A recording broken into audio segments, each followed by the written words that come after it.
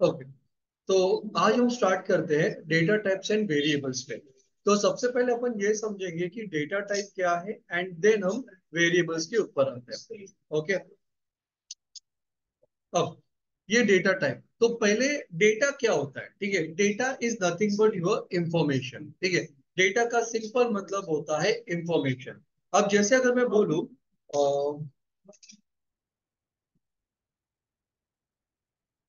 अगर मुझे कोई पर्सनल इंफॉर्मेशन लेनी है, ठीक है, तो मैं किसी स्टूडेंट की क्या इंफॉर्मेशन लूंगा? मैं स्टूडेंट का नेम लूंगा, देन उसका email, gender, mobile number, as.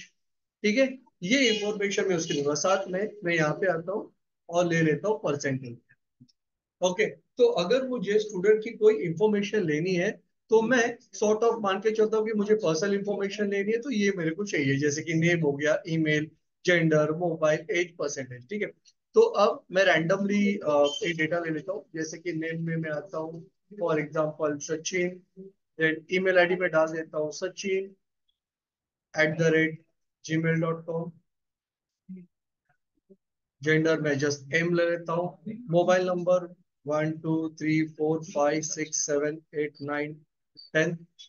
As for example मैं ले लेता हूँ 22। परसेंटेज में ले लेता हूँ 88.56। ठीक है, तो ये देखो मैंने क्या किया ना, मैंने ना इस तरीके से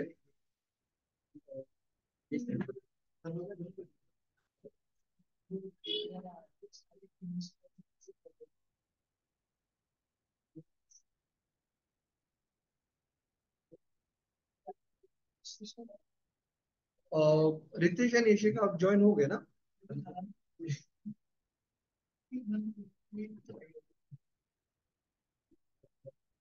ओके, सो यहाँ पे मैंने क्या कर ली, मैंने ना स्टूडेंट की पर्सनल इंफॉर्मेशन ली है।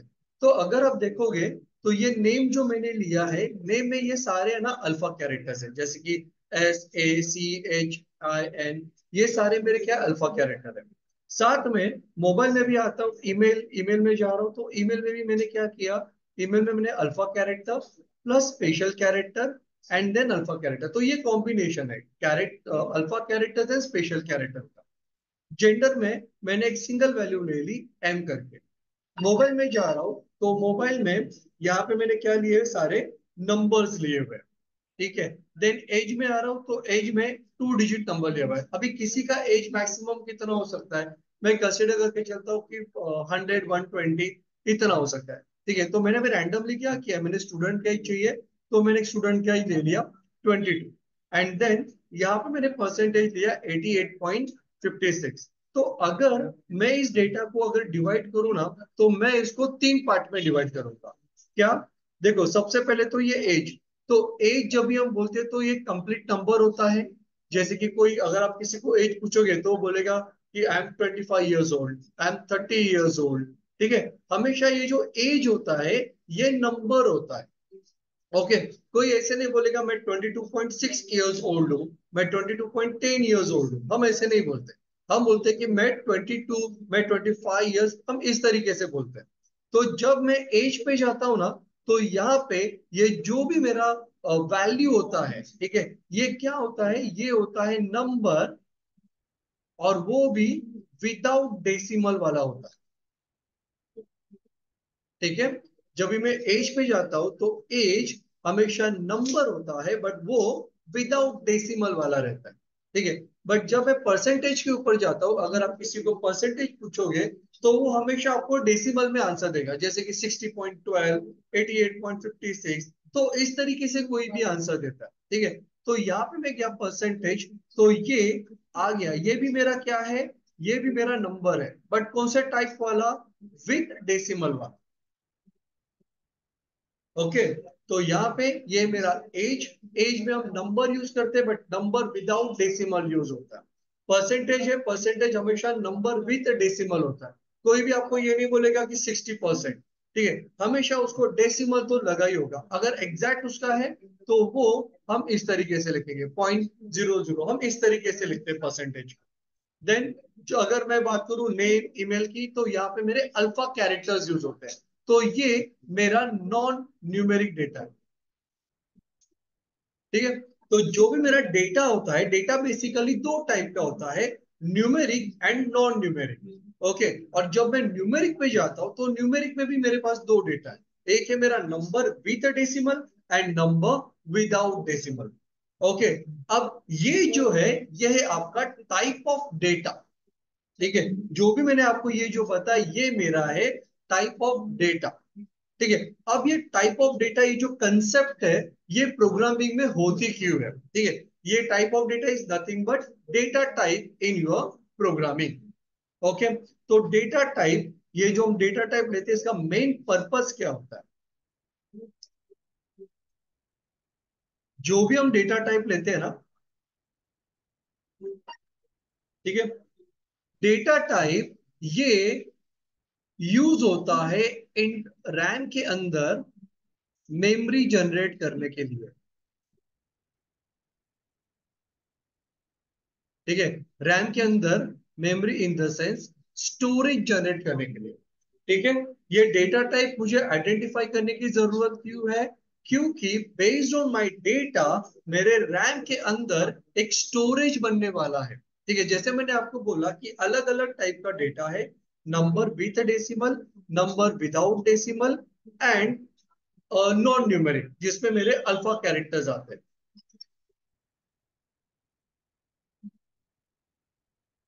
ठीक है, और ये सेग्रीगेशन मुझे क्यों चाहिए? Because based on my data मेरे रैम के अंदर क्या होने वाला है, स्टोरेज जनरेट होने वाला है। ठीक है, ये मैं आपको बाद में बता दूंगा कि ये स्टोरेज जनरेट कैसे होता है। ठीक है, पहले ये डेटा टाइप का कंसेप्ट आपको क्लियर हो गया? Yes yes data sir. Type exactly क्या होता है? डेटा टाइप का मतलब क्या होता है? डेटा टाइप ये हमें जो भी आपकी वैल्यू होती है ना उसका टाइपिंग करते टाइप हैं। बताता है, और इसका यूज रैम के अंदर स्टोरेज जनरेट करने के लिए किया जाता है। ओके, मेरे फ्रेंड है। नाउ मेरे फ्रेंड नाही लाईटर नको घेऊ. अब नाही तो बाकी कोण जो प्रोग्रामिंग, आहे?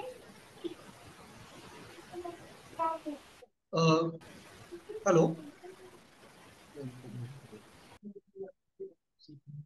अब ये जो बाकी प्रोग्रामिंग लैंग्वेज होते हैं ना, उसमें ना दो टाइप के डेटा टाइप्स होते हैं। एक होता है रेफरेंस टाइप, दूसरा होता है वैल्यू टाइप। ठीक है, बट पाइथन में इस तरीके से सेग्रीगेशन नहीं है। ठीक है, जो कंपाइल्ड प्रोग्रामिंग लैंग्वेज में अगर आप जाओगे ना, तो data type reference type and value type होता है। बट पाइथन में, पाइथन इंटरप्रिटेड प्रोग्रामिंग लैंग्वेज है, यहाँ पे आपका जो डेटा टाइप होता है ना, ये वैल्यू टाइप रेफरेंस टाइप नहीं होता, क्योंकि पाइथन के अंदर आपके जितने भी डेटा टाइप है ये ऑब्जेक्ट फॉर्म में होते हैं। ठीक है, the data is in object form. ठीक है, यहाँ पे आपका कोई भी रेफरेंस और ये नहीं हुआ। अब ये ऑब्जेक्ट फॉर्म में होता है, ये काम कैसे करते हैं मैं आता हूँ उसके ऊपर। ओके, तो ये डेटा टाइप क्या होता है? डेटा टाइप सिर्फ ये बताता है कि आपके डेटा का टाइप क्या है, उस हिसाब से हमें रैम के अंदर मेमोरी जनरेट करनी है। ओके, नाउ अब ये इसके टाइप कौन कौन से हैं? तो सबसे पहला है मेरा इंटीजर। अब इंटीजर का मतलब होता है नंबर विदाउट डेसिमल। ठीक है, इंटीजर का मतलब क्या होता है? Number without decimal. जो भी नंबर विदाउट डेसिमल आता है, इंटरप्रेटर जो है उसको इंटीजर कंसीडर करता है। ओके, नेक्स्ट है मेरा फ्लोट। फ्लोट का मतलब क्या है? अगर कोई भी नंबर विथ डेसिमल आ रहा है तो वो हो गया float data type. Okay, and then string. String का मतलब क्या है? कोई भी चीज डबल कोड के अंदर अगर आप लेते हो तो वो बाय डिफॉल्ट स्ट्रिंग होती है। स्ट्रिंग की सिंपल डेफिनेशन है any characters between double quote. Double quote के अंदर आप जो भी लोगे वो होगा आपका स्ट्रिंग डेटा टाइप। ओके, जैसे अगर आप देखोगे मैंने यहाँ पे इंटीजर में स्मॉल यहाँ पे नंबर लिया हुआ है, दैट नंबर, यहाँ पे किसी भी टाइप का डेसिमल नहीं है तो ये क्या है? मेरा इंटीजर। यहाँ पे मैंने डेसिमल लिया है तो ये हो गया मेरा फ्लोट। और यहाँ पे आप जाओगे तो देखो मैंने डबल कोट के अंदर ये हेलो वर्ल्ड लिया हुआ है, तो कोई भी अगर डबल कोट के अंदर आप लिखते हो तो वो होता है स्ट्रिंग। अभी हम इनिशियली ये इंटीजर, फ्लोट एंड स्ट्रिंग देखने वाले हैं, एंड देन जैसे जैसे हमारा लेक्चर आगे चलेगा बाकी के जो है उसको हम देखेंगे। तो अभी हम पहले फोकस करेंगे integer, float and string. Okay, तो अभी डेटा टाइप तो आपको क्लियर हो गया। डेटा टाइप क्या होता है? इंटरप्रेटर ये डिफाइन करता है कि आपका वैल्यू कौन से टाइप का है, क्योंकि based on your value type आपके रैम के अंदर मेमोरी जनरेट होने वाली है। क्लियर? नाउ अब नेक्स्ट है मेरा वेरिएबल। अब ये वेरिएबल क्या होता है? ओके, अब मैंने तो बोला मैं तो डेटा को यूज करने वाला हूँ, बराबर है। अब मेरा जो डेटा है, ठीक है, जैसे मैं मेरे प्रोग्राम को रन करता हूं, मेरा जो रिक्वेस्ट है वो प्रोसेसर के पास जाता है। एम आई राइट? ठीक है। या अगर मैं आपको एक सिंपल एग्जांपल देता हूं, अगर मान के चलो आप घर से ऑफिस के लिए जाते हो, ठीक है, अगर आपके पास लैपटॉप है तो आप लैपटॉप को किस में कैरी करते हो? हेलो?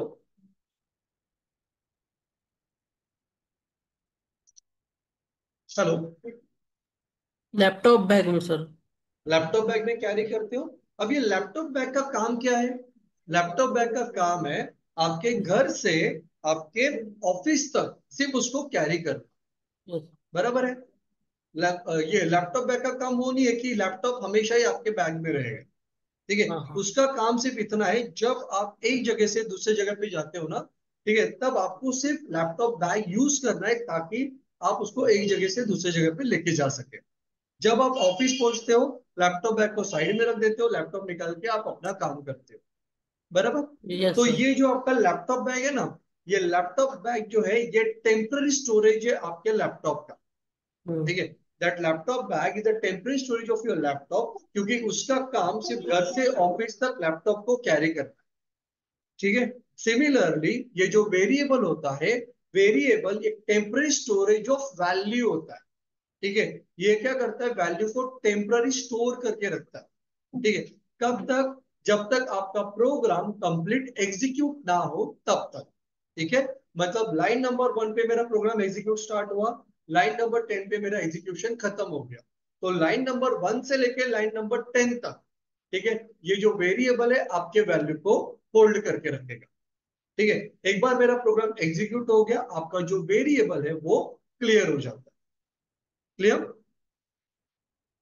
हम इसके ऊपर आएंगे थोड़ा डिटेल में, पहले मैं आपको बेसिक कंसेप्ट इसकी बताऊंगा। तो डेटा टाइप क्या होता है? डेटा टाइप मुझे ये बताता है कि मेरा डेटा कौन से टाइप का है, so based on that RAM के अंदर मैं मेमोरी जनरेट कर सकूं। वेरिएबल का काम होता है जो भी मेरा डेटा होता है उसको टेम्पररी होल्ड करे जब तक मेरा फाइनल आउटपुट ना आए, ठीक है। तो वेरिएबल का मेरा ये काम होता है, ठीक है ना। चलो अब अपन देखते हैं कि अगर मुझे वेरिएबल डिफाइन करना है पाइथन में तो हम कैसे कर सकते हैं। तो मैं अभी मेरी फाइल पहले ओपन कर देता हूँ।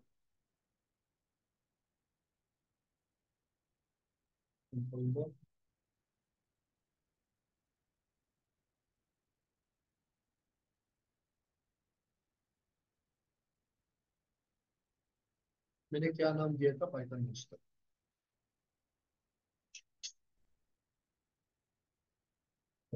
मैं फाइल का एक नाम दे देता हूँ, data type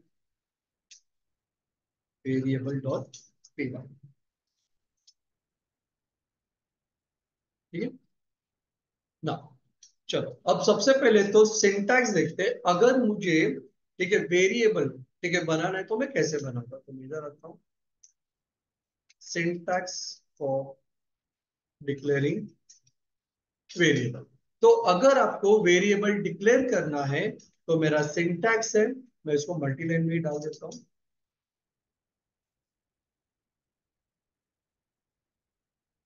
syntax for declaring variable, तो यहाँ पे आएगा मेरा वेरिएबल का नाम और यहाँ पे आएगा मेरा वैल्यू। जब मैं पाइथन में कोई भी वैल्यू, कोई भी वेरिएबल डिफाइन करता हूं तो मैं इस तरीके से करता हूँ, वेरिएबल नेम वैल्यू, ठीक है। अब लाइक अदर प्रोग्रामिंग लैंग्वेज हम है ना वहां पे डिफाइन करते हैं कि ये इंट है, स्ट्रिंग है, फ्लोट है, बट पाइथन के अंदर मुझे ना डिफाइन करने की जरूरत नहीं होती, ठीक है। ये क्यों नहीं होती ये मैं आपको बताता हूँ, ठीक है। इतना क्लियर है आपको? अगर मुझे वेरिएबल डिफाइन करना है, डिक्लेयर करना है, तो मैं कैसे करूंगा? Variable name assign value, okay. और अगर मुझे उसको रीड करना है तो मैं इस तरीके से रीड करूंगा, value is assign to variable, variable name. मैं रीड करने के टाइम पे मैं ऐसे रीड करूंगा, value is assign to variable variable name, जो भी मैंने वेरिएबल नेम लिया है वो, ठीक है। इसको हम बोलते हैं असाइन ऑपरेटर। ये इक्वल ऑपरेटर नहीं है, ठीक है। इसको हम बोलते हैं असाइन ऑपरेटर। इसका काम होता है जो भी आपकी वैल्यू होती है उसको इस वेरिएबल में असाइन कर, ठीक है। ये वैल्यू का काम, ये इसका काम होता है, ये जो वैल्यू है इसको इस वेरिएबल के अंदर असाइन करना। क्लियर? कोई डाउट इसमें? चलो अभी अपन एक काम करते हैं। अब मैं एक नंबर विदाउट डेसिमल, जैसे कि अभी मुझे ना स्टूडेंट का एज लेना है, तो मैं एज के लिए एक वेरिएबल प्रिपेयर करता हूँ। तो मैं यहाँ पे आता हूँ, एक वेरिएबल नेम ले लेता हूँ एज, और इसको मैं वैल्यू असाइन करता हूँ 22। तो ये देखो, अगर मुझे वेरिएबल डिफाइन करना है तो मैं इस तरीके से करूंगा। यहाँ पे मैंने एज, ये मेरा वेरिएबल नेम है, और 22 ये मेरी वैल्यू है। और जब मैं इसको रीड करूंगा तो मैं इस तरीके से रीड करूंगा, value 22 is assign to variable age. मैं इसको इस तरीके से रीड करूंगा। मैं ऐसे रीड नहीं करूंगा age is equal to value, नहीं, ऐसे रीड नहीं करूंगा। जब मैं ऐसे रीड करूंगा age is equal to value, तो वो मेरा कंपैरिजन वाला आ जाता है। तो हम वैसे रीड नहीं करेंगे। मैं इसको रीड कैसे करूंगा, value 22 is assign to variable age. हम इसको इस तरीके से रीड करते हैं, ओके।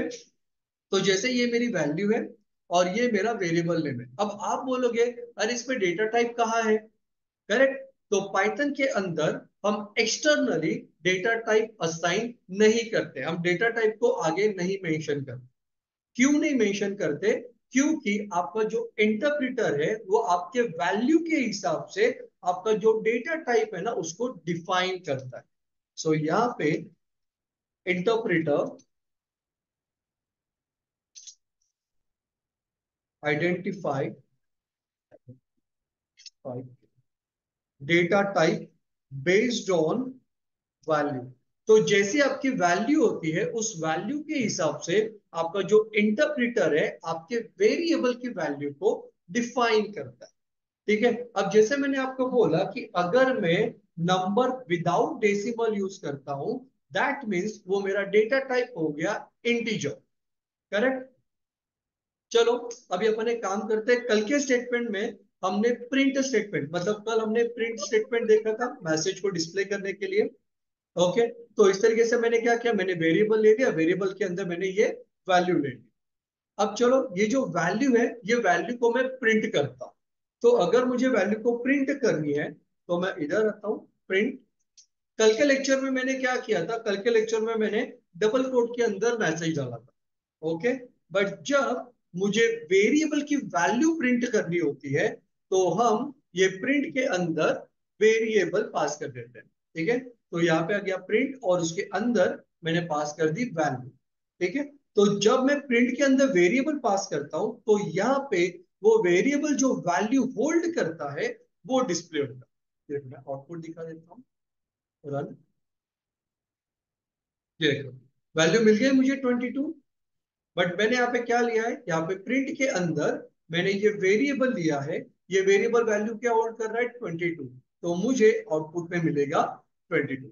अगर ये वैल्यू होल्ड कर रहा है फॉर एग्जांपल 50, तो मैं यहाँ पे रन करता हूँ, ये देखो मुझे वैल्यू मिल गई 50, ठीक है। तो इस तरीके से अगर मुझे वेरिएबल की वैल्यू प्रिंट करनी है तो मैं प्रिंट के अंदर मेरा वेरिएबल नेम पास करूंगा जिससे उस वेरिएबल की जो वैल्यू है वो आउटपुट विंडो पे मुझे मिले। क्लियर? अब मेरा क्वेश्चन ये था कि जब मैं वैल्यू असाइन करता हूं तो इंटरप्रेटर इसको क्या आइडेंटिफाई, मतलब इसका जो डेटा टाइप है ये क्या आइडेंटिफाई करता है, ये हमें कैसे पता चलेगा? हाँ हम्म। पंकज बोलिए। सर डबल कोट्स में कब पास करेंगे? आएंगे आएंगे, उसके ऊपर भी आता है। पहले मैं ना आपको जो डेटा टाइप है ना, डेटा टाइप क्या होता है उसकी पहले फंक्शनलिटी में आपको बता देता हूँ। ओके। एंड देन हम लोग है ना ये तीन जो टाइप हमने देखे थे ना, इंटीजर, फ्लोट एंड स्ट्रिंग, ये तीनों हम देखते हैं, ओके। ठीक है। तो अब है ना मुझे ये चेक करना है कि मेरा इंटरप्रेटर जो है ना वो इसको क्या कंसिडर कर रहा है। जैसे मैंने यहाँ पे 50 तो डाला, अब ये 50 क्या है, number without decimal, number Yeah. Without decimal है, मतलब वो इंटीजर है। इंटीजर है। ओके, अब ये मेरा इंटरप्रिटर भी इसको इंटीजर कंसीडर कर रहा है क्या, ये अपन चेक करते हैं। ठीक है, तो मैं इधर आता हूँ, यहाँ पे लिख देता हूँ प्रिंट। अब ये प्रिंट क्यों यूज कर रहा हूँ, क्योंकि मुझे है ना जो भी उसका टाइप है, मतलब ये जो एज का जो डेटा टाइप है ना, वो मुझे आउटपुट विंडो पे चाहिए। और Yeah. जो भी चीज आपको आउटपुट विंडो पे चाहिए उसके लिए आपको प्रिंट फंक्शन यूज प्रिंट करना करना पड़ेगा। है। ओके, तो इसके लिए मैंने क्या किया, प्रिंट के अंदर अब मैं मुझे क्या करना है, ये डेटा टाइप का मुझे टाइप चाहिए। अगर पाइथन में आपको किसी भी वेरिएबल का डेटा टाइप आइडेंटिफाई करना है तो यहाँ पे हम यूज करते हैं टाइप फंक्शन। ये ओके। टाइप, और उसके अंदर आपको पास करना है वेरिएबल। ओके, तो ये मेरा टाइप फंक्शन के अंदर मुझे पास करना है मेरा वेरिएबल। वेरिएबल। ओके, तो अब देखो यहाँ पे आता हूं, रन, ये देखो ये क्या आ गया, क्लास इंट। इंट। जैसे मैंने आपको बोला था कि कंपाइल्ड प्रोग्रामिंग लैंग्वेज में वैल्यू टाइप रेफरेंस टाइप होते हैं, बट पाइथन में ऑब्जेक्ट टाइप होते हैं। यहाँ पे ऑब्जेक्ट टाइप होते हैं, इस वजह से मुझे यहाँ पे ये इस तरीके से रिजल्ट मिला। ओके, तो यहाँ पे जो मेरी वैल्यू है 50, ये 50 क्या है, इंट। इंट बोले इंट। तो इंटीजर है। इंटीजर। ओके, तो ये जो टाइप है ना, टाइप इज ए फंक्शन। अब आप मुझे बता सकते हो ये टाइप फंक्शन क्यों है, मैंने इसको फंक्शन ही क्यों बोला, एनीवन? सर वी आर क्योंकि कॉलिंग। पैरेंथेसिस पैरेंथेसिस में है ये। करेक्ट, ठीक है। यहाँ पे मैंने क्या यूज किया है, टाइप के आगे ना पैरेंथेसिस यूज किया। तो अगर किसी भी वर्ड के आगे राउंड पैरेंथेसिस होता है मतलब वो क्या है, फंक्शन है। फंक्शन। ओके, तो यहाँ पे ये जो टाइप है ना, ये फंक्शन है which is used to display data type of that variable। Variable. ठीक है, टाइप का काम क्या होता है, जो भी आपने वेरिएबल पास किया है ना, उसका डेटा टाइप आइडेंटिफाई करना। ठीक है, ये होता ओके। है टाइप का काम। तो मैंने यहाँ पे टाइप और ब्रैकेट में एज डाल दिया, तो यहाँ पे मुझे क्या मिल गया, इंट मिल गया। या। क्लियर? Yes sir. अब चलो आते हैं अपन वेरिएबल के ऊपर, इतना क्लियर है? Yes sir. अब ये जो वेरिएबल जो होता है ना, वेरिएबल मेरा बना किस लाइन में, लाइन नंबर 9। तो अगर मुझे इस वेरिएबल को यूज करना है तो मैं उसे लाइन नंबर 9 के बाद ही यूज कर सकता हूँ। मतलब यस। अगर मैंने वेरिएबल क्रिएट किया लाइन नंबर 9 पे, तो इसको यूज मैं लाइन नंबर 9 के बाद ही कर सकता हूँ। मान के चलो अगर लाइन नंबर 8 पे आके मैंने इस तरीके से भेज दिया, तो मेरा इंटरप्रेटर बोलेगा व्हाट इज एज। ठीक है, एज एरर की या। डेफिनेशन उसको मिलेगी नहीं। क्यों नहीं मिलेगी, क्योंकि मेरा जो इंटरप्रेटर है वो लाइन नंबर 1 से प्रोग्राम एग्जीक्यूशन स्टार्ट करता है। अब यहाँ पे आएगा, लाइन नंबर 8 पे आया, अब ये बोलेगा एज, उसके ऊपर कहीं पे भी क्या डिफाइन किया है डिफरेंस? क्या, नहीं। नहीं किया है। ठीक है, तो यहाँ पे ये मुझे देगा एरर। ओके, तो इस वजह से अगर मैं वेरिएबल डिफाइन करता हूं, ठीक है, जिस लाइन में वेरिएबल डिफाइन करता हूं, मुझे उसके बाद ही उसको यूज करना है। ठीक है, इसको आप कुछ इस तरीके से समझो, अगर कोई बेबी, ठीक है, मुझे उसको स्कूल में एडमिशन कराना है तो पहले उस बेबी का बॉर्न होना जरूरी है। ठीक है, विदाउट बॉर्न मैं उसको एडमिशन नहीं करा सकता। क्लियर? तो उसी तरीके से मुझे अगर वेरिएबल को यूज करना है तो उस वेरिएबल का डिक्लेयर होना जरूरी है।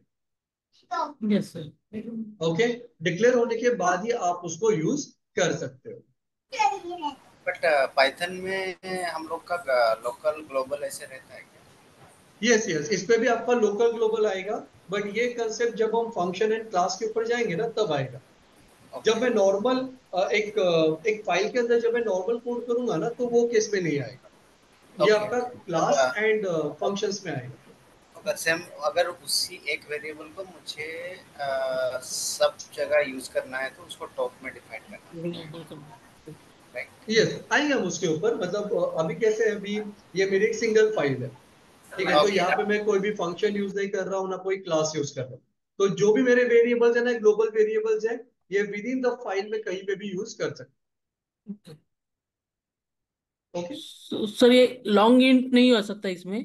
नहीं, इस पे सिर्फ एंड और लॉन्ग इंट वो सब होता है ना, ये उनके वैल्यू के ऊपर डिफाइन होता है। ठीक है, अच्छा हाँ तो मैं मतलब। अभी उसके ऊपर ही आता हूँ। ठीक है, ठीक है पहले मैं ओके। आपको इनकी फंक्शनलिटी बता देता हूँ, देन मैं यस आपको सर। जो है ना इंट, लॉन्ग इंट, ये कब क्या होता है वो सब मैं आपको बताऊँ। ओके। ठीक है, ओके सर। अब ये देखो, अब हम यहाँ पे आ गए। अब मैंने ये तो देखा कि ये वेरिएबल है, ये वेरिएबल के अंदर मैंने वैल्यू असाइन कर दी। ओके, एंड देन यहाँ पे मैंने उसको यूज किया। ओके। अब यहाँ पे हम एक्सप्लिसिटली डिफाइन नहीं करते, अपना जो इंटरप्रेटर जो होता है वो आपके वैल्यू के हिसाब से डेटा टाइप को आइडेंटिफाई करता है। और या। जैसे मैंने आपको बताया था कि यहाँ पे क्या होता है ना, जब भी ये आपका इंटरप्रेटर डेटा टाइप को आइडेंटिफाई क्यों करता है, क्योंकि रैम के अंदर उस टाइप की वैल्यू जो है, मतलब वैल्यू को स्टोर मेमोरी करने के लिए असाइन। स्टोरेज बनाना पड़ता है, मेमोरी असाइन करनी पड़ती है। ओके, तो ये काम होता कैसे देखो, जैसे मेरा प्रोग्राम एग्जीक्यूशन स्टार्ट करता है ना, तो जो भी मेरा वेरिएबल होता है, ठीक है, ये आपके रैम के अंदर, ठीक है, आपके रैम के अंदर जो भी आपकी वैल्यू है वो वैल्यू जाके स्टोर हो जाती है। और जो भी आपकी मेमोरी होती है ना, ठीक है, उस मेमोरी को एक नाम दिया जाता है, that is nothing but your variable name. ठीक है, ये इतनी सिंपल डेफिनेशन नहीं है, यहाँ पे थोड़ा आपको अभी एक्सप्लोर करके बताऊं। ठीक है, अब जैसे मैंने वैल्यू क्या ली थी, मैंने वैल्यू ली थी फॉर एग्जांपल 50, 50। और मेरा वेरिएबल नेम है एज। ओके, तो जैसे हम यहाँ पे जाते हैं, ठीक है, तो यहाँ पे क्या होता है,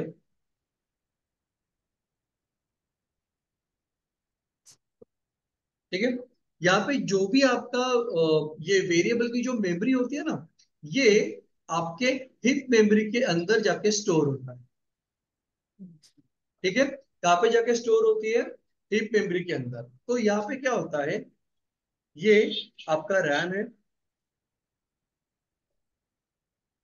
ओके, अब रैम के अंदर जैसे मैं अगर वैल्यू डालू 50, तो क्या होगा, ये रैम के अंदर एक मेमोरी स्लॉट जनरेट होगा, इसके अंदर ये मेमोरी स्लॉट के अंदर मेरी वैल्यू स्टोर होगी। अब ये मेमोरी का कुछ तो एड्रेस होगा, एड्रेस होगा।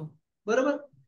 अब ये जो एड्रेस है, ठीक है, एक डिक्शनरी प्रिपेयर होती है। ठीक है, एक डिक्शनरी में यहाँ पे होता है आपका वेरिएबल का नाम, और यहाँ पे होती है आपकी मेमोरी की एड्रेस। तो एड्रेस। जैसे मेरे वेरिएबल का नाम है एज, एज के आगे ये जो एड्रेस है ना, ये रहेगा। ठीक है, या। तो इस तरीके से ये जो वेरिएबल है, ये वैल्यू को डायरेक्टली रिफर करता है रैम के अंदर। ओके, तो जो भी मेरी वैल्यू होती है, ये रैम के अंदर जाके स्टोर होती है, और जहां पे स्टोर होती है उसका एक मेमोरी एड्रेस होता है, और वो मेमोरी एड्रेस एक डिक्शनरी के अंदर जाके मेरे वेरिएबल नेम के अगेंस्ट असाइन हो जाती है। तो अगर मुझे ये वैल्यू चाहिए, तो ये वेरिएबल के थ्रू मैं ये मेमोरी एड्रेस पे जाऊंगा, मेमोरी एड्रेस से ये स्टोरेज पे जाऊंगा। अब इसका मैं आपको सिंपल एग्जांपल बताता हूँ। मान के चलो मेरा एक फ्रेंड है, मुझे उसके घर पे जाना है। ओके, अब वो रहता है एक बिल्डिंग में जहां पे 500 अपार्टमेंट्स है, मैं उसके बिल्डिंग में खड़ा हूं। तो अगर मुझे उसके घर पे जाना है, तो मुझे क्या पता होना जरूरी है, रूम नंबर। उसका रूम नंबर मुझे पता होना जरूरी है। ठीक है, मेरा फ्रेंड ये मेरी वैल्यू है, रूम नंबर उसका एड्रेस है। एड्रेस। ठीक है, तो मैं अगर मुझे मेरे फ्रेंड को मिलना है, तो मुझे ये पता होना जरूरी है। ठीक है, तो इस वजह से जैसे मैं वेरिएबल क्रिएट करता हूं, तो अपना इंटरप्रेटर क्या करता है, जितने भी आपके वेरिएबल्स होते हैं ना, उनकी एक डिक्शनरी प्रिपेयर करता है, और वेरिएबल के अगेंस्ट एक मेमोरी एड्रेस होता है जहां पे आपकी एक्चुअल वैल्यू जाके स्टोर होती है। क्लियर? ओके, तो ये इस तरीके से, तो ये जो होता है ना मेमोरी स्टोरेज का काम, ये इंटरप्रेटर रैम के अंदर करने का काम करता है। तो पहले इंटरप्रेटर का काम हमने देखा था ट्रांसलेशन, क्या बाइट कोड को लो लेवल में कन्वर्ट करने का काम करता है। दूसरा काम है इसका मेमोरी एलोकेशन। इंटरप्रेटर का ही काम है रैम के अंदर मेमोरी को, आपके वैल्यू को एलोकेट करना। स्टोर करना, एलोकेट करना। तो ये हो गया आपके रैम का सेकेंड वर्क। ओके, चलो, यस, कोई डाउट किसी को?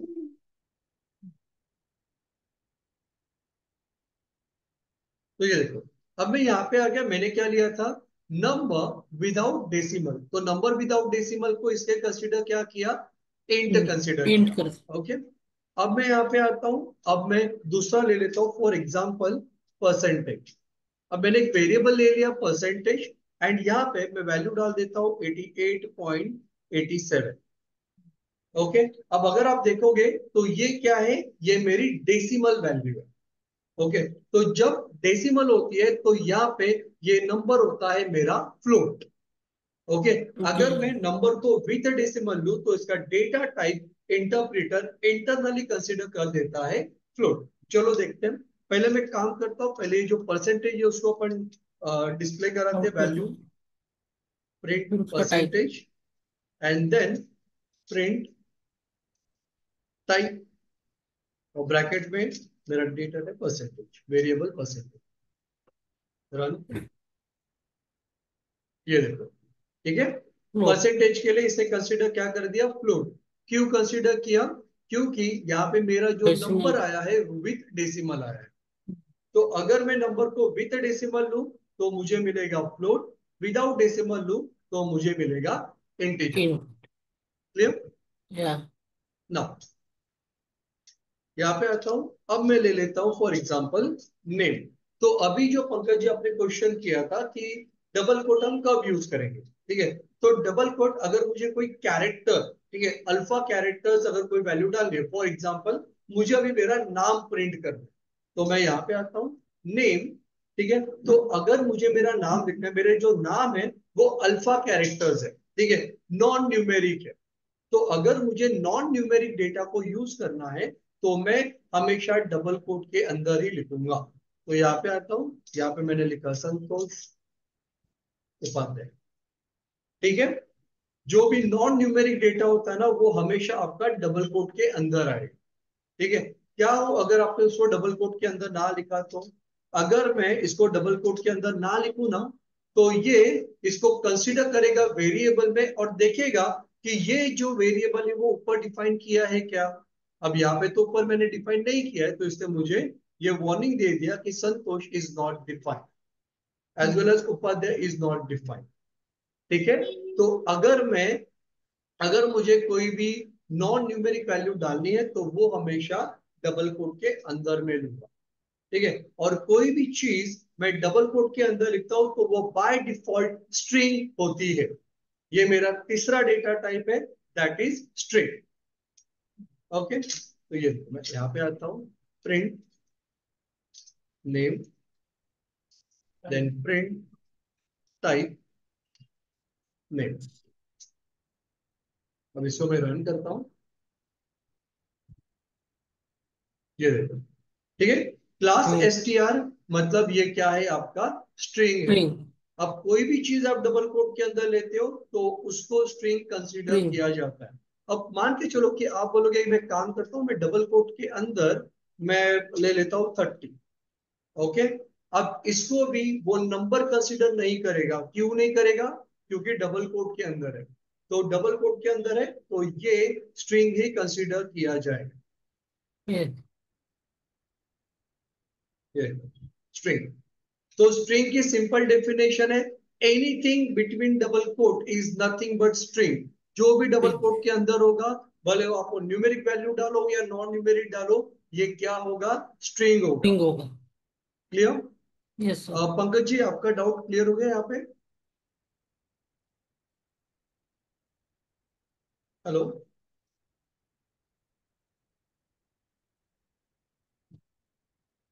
हेलो,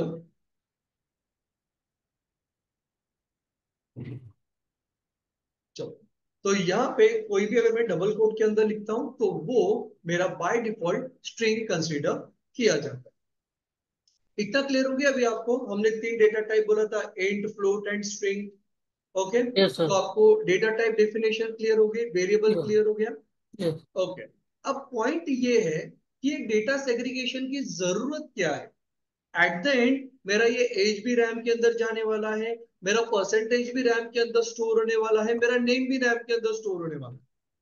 ये तीनों भी अगर मेरे रैम के अंदर स्टोर होने वाला है, जैसे कि एज मैंने लिया है 15, देन उसके आगे मैंने लिया है 8 88.60, फिर उसके आगे मैंने लिया है 3 संतोष। अब मान के चलो कि मेरा इंटीजर भी रैम के अंदर जाने वाला है, देन मेरा फ्लोट भी रैम के अंदर जाने वाला है, और मेरा टेक्स्ट भी रैम के अंदर स्टोर होने वाला है। तो अगर तीनों भी मेरे रैम के अंदर स्टोर होने वाले हैं, तो ये डेटा टाइप सेग्रीगेशन की जरूरत क्या है, डेटा टाइप आइडेंटिफिकेशन की जरूरत क्या है? ठीक है, इसकी जरूरत इस वजह से है, ठीक है, क्योंकि हर एक डेटा टाइप अलग अलग स्टोरेज स्पेस लेता है। ठीक है, अगर मैं इंटीजर में जाऊं तो इंटीजर अपना एक अलग स्टोरेज स्पेस लेता है, फ्लोट पे जाऊं तो वो अपना एक अलग स्टोरेज स्पेस लेता है, कैरेक्टर पे जाऊंगा तो कैरेक्टर अलग स्टोरेज लेता है। तो यहाँ पे मेरे वैल्यू के हिसाब से मेरे रैम के अंदर मेरा स्टोरेज क्रिएट होगा based on data type. Data type की जो मेरी मतलब हर एक डेटा टाइप के लिए एक फिक्स मेमोरी दी हुई है, उस हिसाब से मेरा यहाँ पे क्रिएट होने वाला है। ठीक है, yes अब चलो अपन ये देखते हैं कि इंटीजर के लिए मेरा इंटरप्रेटर जो है ये क्या मेमोरी एलोकेट करता है, परसेंटेज के लिए क्या करता है, स्ट्रिंग के लिए क्या करता है। ओके, okay तो अगर मुझे पता करना है ना, ठीक है, कि मेरा जो डेटा टाइप है वो रैम के अंदर कितनी मेमोरी क्रिएट करता है, तो ये पता करने के लिए मुझे ना यहाँ पे एक लाइब्रेरी इंपोर्ट करनी पड़ेगी। पाइथन में हम लाइब्रेरी को मॉड्यूल्स बोलते हैं, ठीक है, जो पैकेज बोलते हैं ना बाकी प्रोग्रामिंग लैंग्वेज में। तो उसी तरीके से जब हम पाइथन में बात करेंगे ना, तब हम यहाँ पे मॉड्यूल बोलेंगे उससे। ठीक है, तो जैसे पैकेज जो होता है, पैकेज हमें स्टार्ट ऑफ द लाइन में ऐड करना होता है। ठीक है, उसी तरीके से अब मैं क्या करता हूँ, यहाँ पे एक पैकेज ऐड करता हूँ इंपोर्ट सेस करके। ठीक है, अब ये इंपोर्ट का मतलब क्या है? इंपोर्ट का मतलब होता है अगर मुझे मेरे फाइल में अगर मैं कोई एक्सटर्नल फंक्शनलिटी एक्सेस करना चाहता हूं, तो उस एक्सटर्नल फंक्शनलिटी की डेफिनेशन जिस पैकेज में है उस पैकेज को मुझे लोड करना है। ओके, तो यहाँ पे मैं मुझे भी क्या चाहिए, मेरा डेटा टाइप कितनी मेमोरी जनरेट कर रहा है ये मुझे पता करना है। ओके, तो अगर मुझे ये पता करना है ना, तो यहाँ पे एक सीस करके एक लाइब्रेरी आती है, सीस करके एक मॉड्यूल आता है, मुझे उसको इंपोर्ट करना पड़ेगा। क्योंकि ये जो सीस है ना, ये मुझे इंफॉर्मेशन देगा कि मेरा जो डेटा, मेरा जो वेरिएबल है वो रैम के अंदर कितनी मेमोरी कंज्यूम करने वाला। ओके, इसके लिए मैंने यहाँ पे क्या ले लिया, सीस पैकेज को मैंने ऐड किया। Clear? okay okay, sys stand for system library. ठीक है, सिस का मतलब होता है सिस्टम। अब मैं इधर आता हूं, अब मुझे पता करना है कि ये जो एज है ये कितनी मेमोरी मेरे रैम के अंदर बना रहा है। तो मैं यहाँ पे आता हूँ, एक काम करता हूँ, मैं एक सेपरेट कोड ले लेता हूँ जिसके अंदर सेपरेटली मेंशन कर देता हूँ, गेट वेरिएबल साइज। ठीक है, इसके अंदर हम इसे करते हैं import तो इंपोर्ट सिस, यहाँ पे आ गया। एक वेरिएबल ले लेता हूँ एज, और उसके अंदर वैल्यू में इनपुट कर देता हूँ 50। ठीक है, अब मुझे पता करना है कि ये जो मेरा वेरिएबल है ना एज, ये रैम के अंदर कितना स्पेस कंज्यूम करेगा। तो अगर मुझे इंफॉर्मेशन चाहिए तो ये इंफॉर्मेशन मिलेगी मुझे ये सिस पैकेज के थ्रू। तो मैं यहाँ पे आता हूँ सिस डॉट, इसके अंदर एक फंक्शन है गेट साइज ऑफ करके, एक फंक्शन है, इसके लिए मैंने पैरेंथेसिस यूज की, और उसके अंदर मैं पास करूंगा मेरा वेरिएबल एज। अब ये जो लाइन है ना, ये मुझे क्या देगी, ये वेरिएबल रैम के अंदर कितना मेमोरी कंज्यूम करेगा ये मुझे देगा। अब यहाँ पे आता हूँ, इसको रन करता हूँ, ये देखो 28। अब ये जो 28 आ रहा है it is in byte. Okay, ये जो 28 है इट मींस मेरा जो एक वेरिएबल है एज 50, ये रैम के अंदर 28 बाइट का मेमोरी जनरेट करेगा। जनरेट करता है ओके, 28 मतलब 28 बाइट। bytes ओके, अब मैं तीनों को अलग अलग डेटा टाइप जो है ना उसको लेके मैं आपको दिखा रहा हूँ। एक ये ऑटोमेटिक असाइन करता है कि जैसे सी में तो हम लोग को देते हैं कि मतलब कितना बाइट एक वेरिएबल को असाइन करना है मेमोरी, राइट?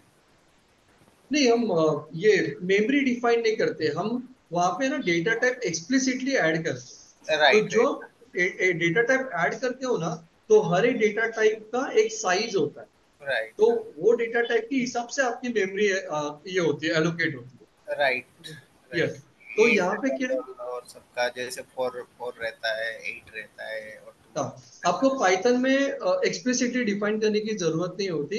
इंटरप्रेटर है ना, आपके वैल्यू से ही वो डायरेक्टली आइडेंटिफाई कर लेता है कि टाइप कौन सा, ओके। जैसे हमने यहाँ पे देखा।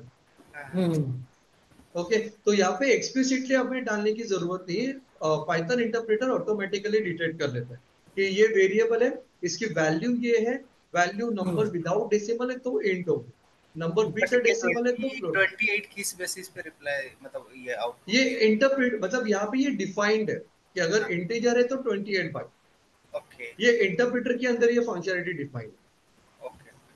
ओके, अब यहाँ पे भी है ना, अगर आपकी वैल्यू ज्यादा होती है ना, तो ये 4 बाइट बढ़ते जाते हैं। मैं उसके ओके ऊपर भी आता हूँ, पहले मैं अभी आपको एंड, फ्लोट एंड स्ट्रिंग, ये तीनों का एक बार आपको मैं बता देता हूँ। ओके श्योर थैंक ठीक है, तो यहाँ पे मैंने जस्ट डाल दिया 50 डाल दिया, तो ये जो नंबर है इसके इंटीजर लिए हो मेरी गया। साइज आ गई 28। ओके, तो इंटीजर के लिए मेरा इंटरप्रेटर जो है वो 28 बाइट का मेमोरी जनरेट करता है। नेक्स्ट मैं यहाँ पे आता हूँ, अब मैं ले लेता हूँ परसेंटेज 88.98, तो सेम यहाँ पे आता हूँ,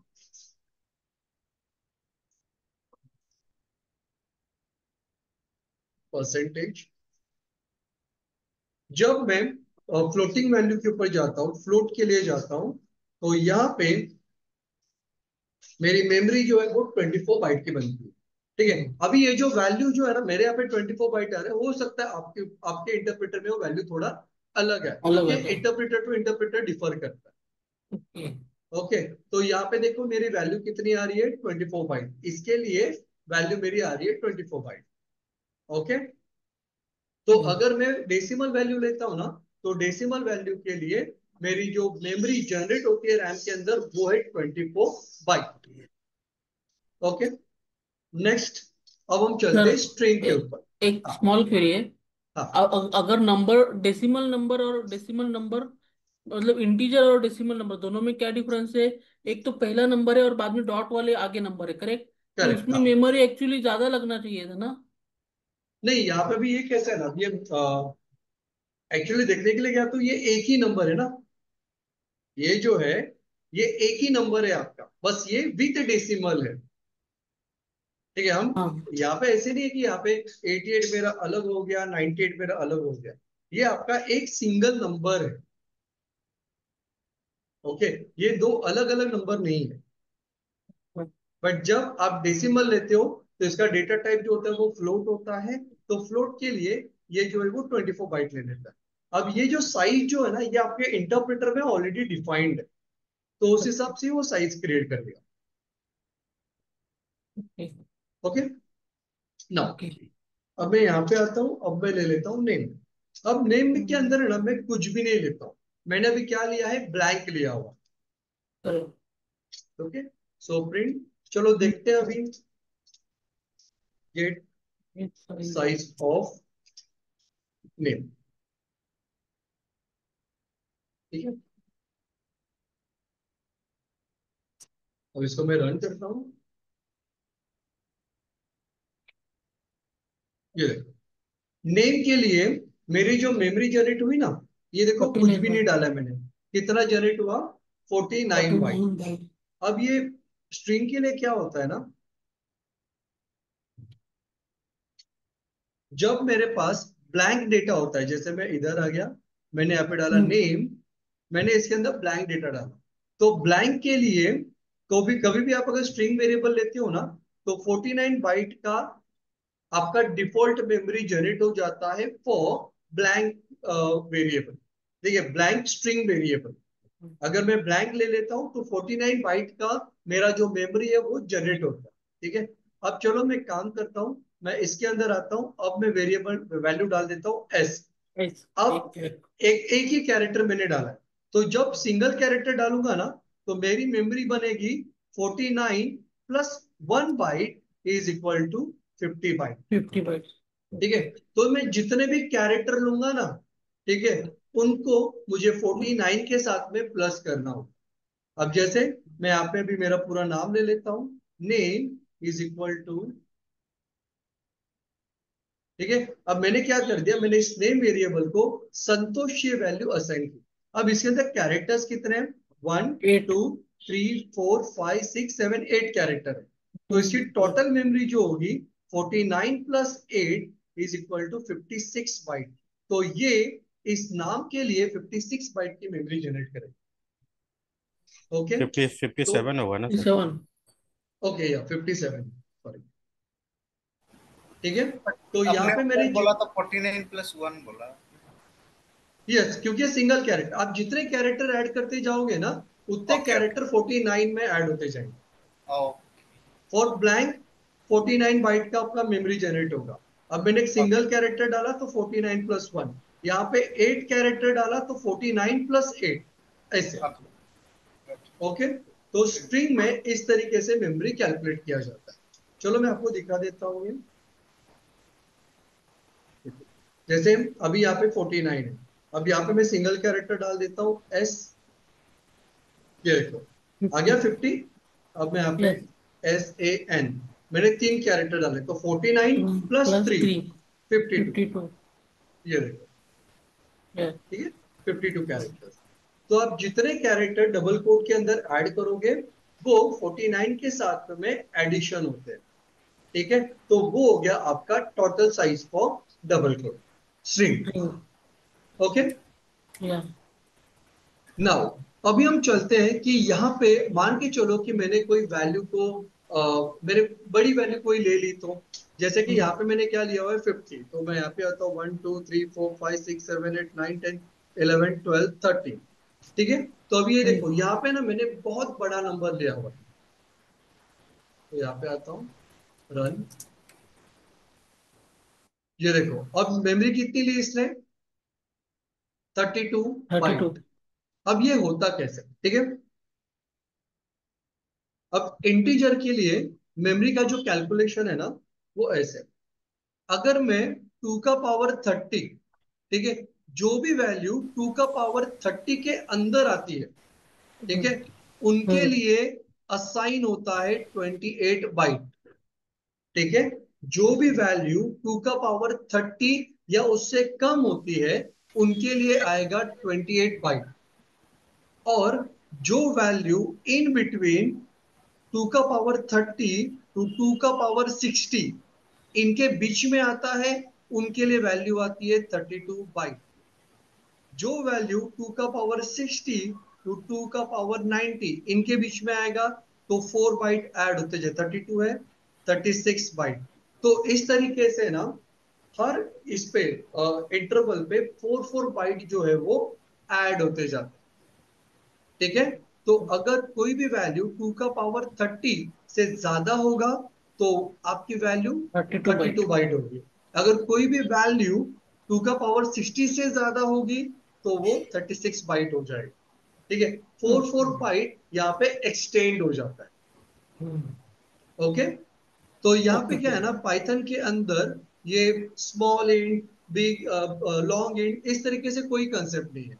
इसके अंदर simple int, float and string, बस यही है। यहाँ पे डबल भी नहीं है, ठीक हाँ है। हाँ यहाँ पे सिंपल एक ही होता है, आप जितना वैल्यू लोगे उस हिसाब से आपका स्टोरेज बनने वाला। क्लियर, इतने तक किसी को कुछ doubt?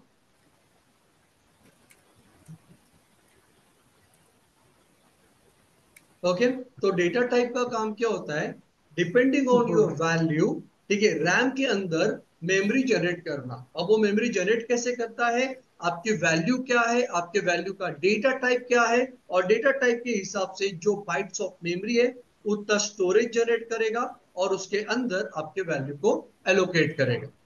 Clear? Yes sir okay, अब यहाँ पे क्या होता है ना पाइथन में, अभी देखो मैं यहाँ पे आ रहा हूँ, अभी मैंने एज का वैल्यू कितना दिया है, इतना। अगर मान के चलो कि मैं एज का जो वैल्यू है वो नेक्स्ट लाइन में यहाँ पे आता हूँ एज इज इक्वल टू 50 कर देता हूँ, ठीक है। तो लाइन नंबर 4 पे एज का वैल्यू क्या था, ये। लाइन नंबर 9 पे एज का वैल्यू क्या हो गया, 50। अब ये रैम के अंदर काम कैसे करेगा देखो,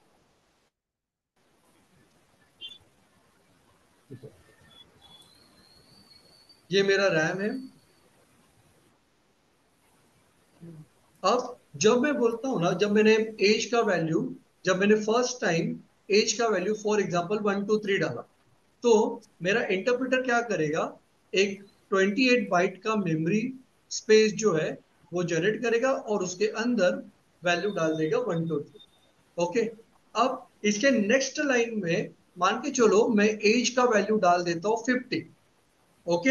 अब ये किस में क्या होगा, ये जो भी मेरी मेमोरी बनी है ना, ये मेमोरी मेरी क्लियर हो जाएगी और एक नया 28 बाइट का मेरा मेमोरी स्लॉट आएगा और उसके अंदर नई वैल्यू आ 50 जाएगी। से ठीक है।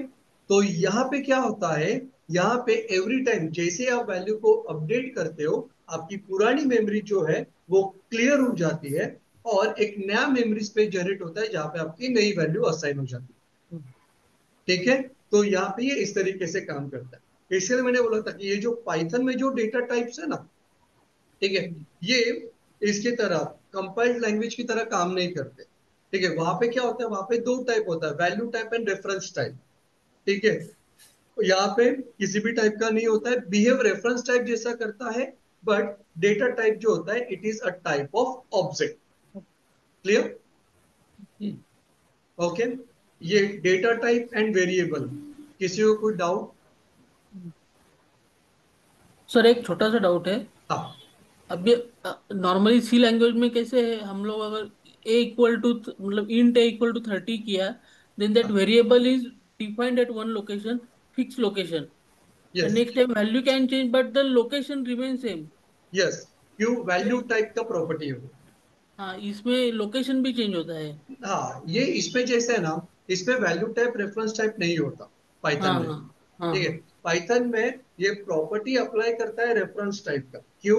क्योंकि हम्म, ये जो है एक ऑब्जेक्ट टाइप का है। जैसे यहाँ पे आप जाओगे ना सी सी प्लस प्लस में, तो वहां पे स्ट्रिंग अगर आप यूज करते हो, तो हम्म, स्ट्रिंग में एवरी टाइम जैसे मेरा वैल्यू चेंज होता है ना, उसका मेमोरी लोकेशन चेंज हो जाता है।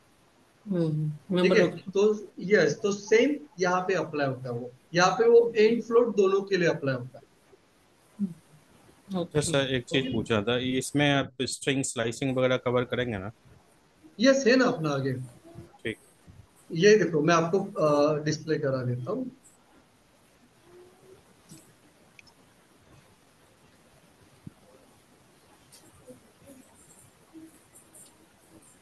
अभी ये जो है, अभी अपने अपन ने सिर्फ अभी तीन ही डेटा टाइप देखे, हम्म, इंटीजर, फ्लोट, स्ट्रिंग। अभी कल के लेक्चर में मुझे अलग अलग टाइप के आपको ये दिखाने हैं, आउटपुट टाइप दिखाने हैं। ठीक है। ये देखो आगे जाके हमारा ये भी आएगा। ठीक है।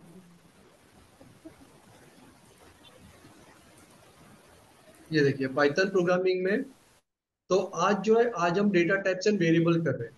इसके बाद में मैं आपका स्ट्रिंग डेटा टाइप, फिर डेट टाइम डेटा टाइप, फिर ऑपरेटर्स, ये सब कंप्लीट करूंगा। और आप जो बोल रहे थे ना, ये देखो array, list, tuple, set, dictionary, ये सब इसमें आ जाएगा। अच्छा सर, इसमें ये स्लाइसिंग इंडेक्सिंग वगैरह जो करते हैं। वो इसके अंदर आता है, ये जो होता है ना लिस्ट सेट, तो वो इंडेक्सिंग, ये लिस्ट सेट जो होते हैं वो सपोर्ट करते हैं। अच्छा। और स्लाइसिंग का मतलब क्या हुआ, कि मेरा एक कंप्लीट लिस्ट है, मुझे उस लिस्ट का एक पार्ट लेना है, so that is nothing but your slicing. Okay. Okay. ये आएगा अपने थ्रू आउट द कोर्स से ये सारा आ जाएगा। ठीक। ठीक है। ये देखो ये अपनी है ना यूआरएल है। ठीक है। तो यहाँ पे ना मैंने सारे जो भी अपन टॉपिक कवर करने वाले हैं ना, वो सब मैंने मेंशन किए हुए हैं। तो जो सीक्वेंस में मैंने मेंशन किए हुए ना, अपना कोर्स भी उसी सीक्वेंस में जाने वाला ओके ओके सर, थैंक है। यू। ओके। यस। और यहाँ पे कैसे ना, ये पीडीएफ है, मैं आपको नोट्स भी दिखा देता हूँ।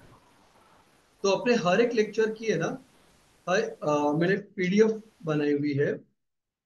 मैंने आपको पंकज जी, आपको मैंने शेयर किया हुआ है। ये देखो, ये जो पीडीएफ है, ठीक है, जैसे आप कोर्स में एनरोल करते हो, ये पीडीएफ का जो एक्सेस है मैं आपको ये यहाँ पे आपके जीमेल पे मैं असाइन कर दूंगा। ठीक है। तो हाँ, अभी मेरे हम को ये ये वाले, मिल चुका है। Yes. Yes. Okay sir, thank you. Okay. तो आज के लेक्चर में कुछ डाउट किसी को? सर एक क्वेश्चन क्या है, स्ट्रिंग जब आप बोलते हैं तो हाँ, साइज क्या रहते हैं उसमें मैक्स, बिकॉज जैसे आप सी में कितना रहता भी है कि कैरेक्टर लो। कितने भी कैरेक्टर हो। यस, आप कितने भी कैरेक्टर्स लो। अभी जैसे मैं आपको एग्जांपल से दिखा देता हूँ। जैसे अभी डेसिमल में आपने बताया 2 to 30 वगैरह जो है वो।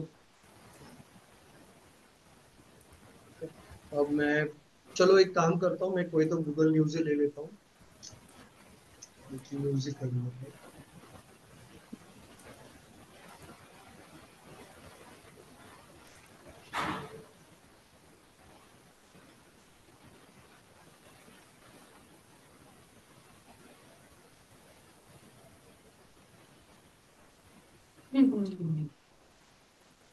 ये देखो, मैंने एक तरह कॉपी कर लिया, और यहाँ पे ये देखो, ये टेक्स्ट मैंने यहाँ पे डाला हुआ। ठीक है। अब मुझे इसकी साइज पता करनी है।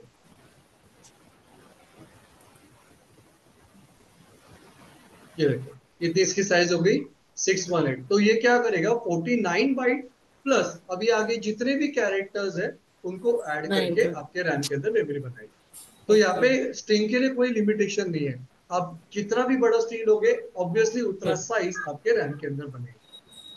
Okay okay. Okay sir. अभी हाँ, इस पे और एक इम्पोर्टेंट पॉइंट मेरा रह गया। ठीक है। अभी जैसे मैंने बोला कि आपका रैम के अंदर मेमोरी तो क्रिएट होता है, बराबर है। तो हम्म। जैसे ही मेरा प्रोग्राम एग्जीक्यूट होता है ना, एग्जीक्यूट मतलब मेरा लास्ट लाइन ऑफ कोड जैसे मेरा एग्जीक्यूट होता है, ठीक है, जो भी मेमोरी मेरे रैम के अंदर बनी है ना, वो क्लियर करने का काम भी आपका इंटरप्रेटर करता है, जिसको हम गार्बेज कलेक्शन बोलते हैं। ठीक है। जो भी मेमोरी रैम इंटरप्रेटर रैम के अंदर क्रिएट करता है ना, जैसे मेरा last line of code execute हो जाता है, वैसे ही वो मेमोरी रैम के अंदर से रिलीज हो जाती है। ओके। क्योंकि एक बार आपका कोड एग्जीक्यूट हो गया, बाद में वो क्या बन जाएगा, जंक बनेगा। ठीक है। और अगर जंक आपके मेमोरी रैम के अंदर रहेगा, तो नेक्स्ट प्रोसेसिंग के लिए फिर आपको मेमोरी का इशू देगा। तो इस वजह से अगर वो यूज में नहीं है, तो इंटरप्रेटर उसको क्लियर कर देता है। ओके। Okay okay. तो अभी मैं एक काम करूंगा, ये जो मैंने फाइल बनाई है ना, ये फाइल भी मैं शेयर करता हूँ, साथ में ये रिकॉर्डिंग भी शेयर कर दूंगा। किसी को भी कोई भी डाउट्स होंगे, प्लीज मुझे एक बार आप व्हाट्सएप कर दो, या कल के लेक्चर में हम पहले इसको डिस्कस कर लेंगे। ठीक है सर। Okay okay. सर मुझे ओके सर। वेबसाइट का लिंक पिंग करेंगे क्या? या मैं एक काम करता हूँ, मैं ना चैट पे मैं शेयर कर देता हूँ। जी। ठीक है। ये लिंक है अपनी। ओके, तो यहाँ पे आप जाके सारे टॉपिक जो है वो देख सकते हैं। Okay sir. Okay. Okay sir.